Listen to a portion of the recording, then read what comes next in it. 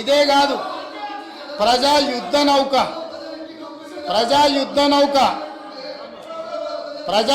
నౌక గద్దరన్న 50 సంవత్సరాలు సుదీర్ఘంగా ఈ తెలంగాణ ప్రజల పక్షాన గలం విప్పి గచ్చగట్టి గొంగళేసుకొని తండాలలో గూడాలలో మారుమూల పల్లెల్లో ఈ దేశంలోనే 100 కోట్ల ప్రజలను ప్రభావితం చేయగలిగిన గద్దరన్న ఆనాటి ముఖ్యమంత్రి గారిని కలవడానికి ఆ ప్రగతి భవన్ గేట్ల ముందు ఎర్రటెండలో మండుతుంటే అక్కడ గంటల కొద్దీ నిలబడితే ఈ తెలంగాణ యుద్ధ నౌక ఈ తెలంగాణ పోరాటానికి తెలంగాణ ప్రజల యొక్క ఆత్మగౌరవమైన గద్దరన్నకే ప్రవేశం లేని ప్రగతి భవన్ను ఇవాళ బద్దలు కొట్టి నా 4 కోట్ల తెలంగాణ ప్రజలు ఎప్పుడు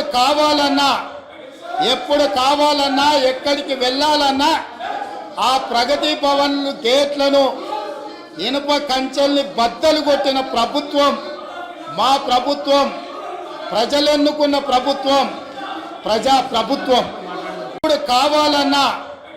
ఎప్పుడు కావాలన్నా ఎక్కడికి వెళ్ళాలన్నా ఆ ప్రగతి భవన్ గేట్లను ఇనుప కంచెల్ని బద్దలు కొట్టిన ప్రభుత్వం మా ప్రభుత్వం, ప్రజలెన్నుకున్న ప్రభుత్వం, ప్రజా ప్రభుత్వం.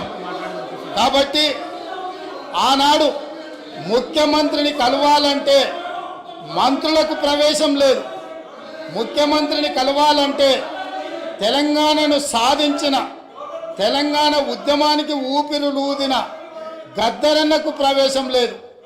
కానీ ఈనాడు దళితులు, గిరిజనులు, బలహీన వర్గాలు, మైనారిటీలు, మహిళలు ఎవరైనా అక్కడికి వెళ్ళి మా సమస్య ఉన్నది అని అంటే ఈ ప్రభుత్వం వినడానికి సిద్ధంగా ఉన్నది అని చెప్పి ఈ తెలంగాణ ప్రజలకు స్వేచ్ఛనిచ్చిన ప్రభుత్వం, ప్రజా ప్రభుత్వం, ప్రజలెన్నుకున్న ప్రభుత్వం ఈరోజు ఇక్కడ ఉన్నది.